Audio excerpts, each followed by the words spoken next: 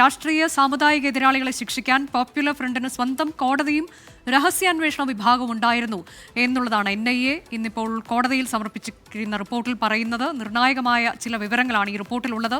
ശ്യാംകുമാർ ഉണ്ട്. ശ്യാം, വിശദാംശങ്ങൾ.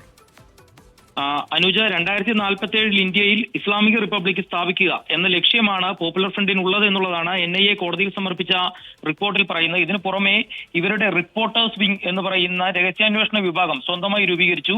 ഇവർ നിശ്ചയിക്കുന്ന ആളുകളെ ശിക്ഷിക്കാനായിട്ട് പോപ്പുലർ ഫ്രണ്ടിന് ദാറുൽ ഖ്വാസ എന്ന കോടതി ഉണ്ടാക്കി. ഇതിലൂടെയാണ് കൊല്ലേണ്ട ആളുകളെയും ശിക്ഷിക്കേണ്ട ആളുകളെയും ഇവർ നിശ്ചയിച്ചിരുന്നത്. ഇതിന് ഓരോ ജില്ലകളിലും ഇത്തരത്തിൽ രഹസ്യാന്വേഷണ വിഭാഗം ഉണ്ടായിരുന്നു എന്നുള്ളതാണ്.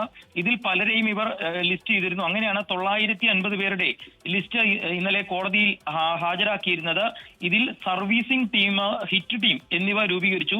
ഇവരാണ് ആളുകളെ കൊന്നിരുന്നത് അല്ലെങ്കിൽ ആക്രമിക്കുന്നത് എന്നുള്ളതും കോടതിയിൽ വ്യക്തമാക്കിയിട്ടുണ്ട്.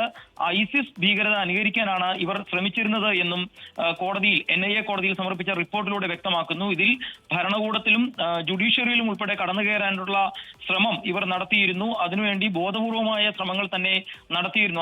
അത്തരത്തിലാണ് ഇവരുടെ പ്രവർത്തനം എന്നുള്ളതാണ് കോടതിയിൽ ഈ NIA സമർപ്പിച്ച റിപ്പോർട്ടിൽ പറഞ്ഞത്. ഇതോടെയാണ് പ്രതികളുടെ ജാമ്യാപേക്ഷ കോടതി തള്ളുകയും ചെയ്തിരിക്കുന്നത്. ഏതായാലും വളരെ ഗുരുതരമായ പരാമർശങ്ങളും കണ്ടെത്തലുകളുമാണ് കൊച്ചിയിലെ NIA കോടതിയിൽ NIA സമർപ്പിച്ച റിപ്പോർട്ടിലൂടെ പോപ്പുലർ ഫ്രണ്ടിന്റെ ആസൂത്രണവും മറ്റ് എതിരാളികളെ കൊല്ലുന്നതിനുള്ള ശ്രമങ്ങളെ കുറിച്ചുള്ള വിശദമായ സത്യവാങ്മൂലമാണ് സമർപ്പിച്ചിരിക്കുന്നത്.